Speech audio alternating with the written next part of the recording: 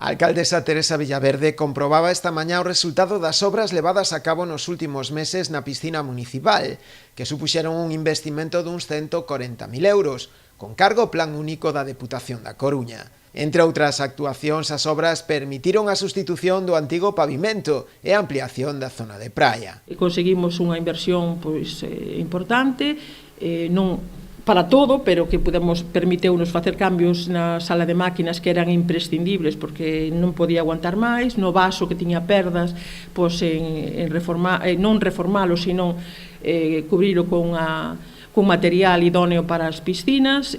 Toda a soleira que tiña fundimentos en varios sitios foi totalmente renovada, ampliouse o espacio de playa que se chama, que é onde fora do vaso.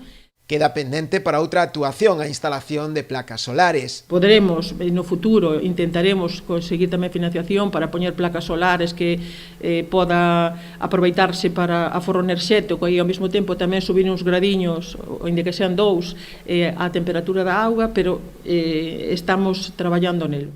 A intención do Concello pasa por abrir a piscina o vindeiro 1 de xullo, prolongándose a actividade nela ata o 15 de setembro. O que si abriu foi o prazo para a preinscripción nos cursos de natación, que se iniciarán o vindeiro 5 de xullo. Pedirlle á xente que sea respetuosa cas normas, vai haber un aforo non como outros anos que hasta que estivese a capacidade do vaso según as normas establecidas. Este ano é menos por medidas COVID, pero hai para inscribirse na página web do Concello, no Facebook, están as normas.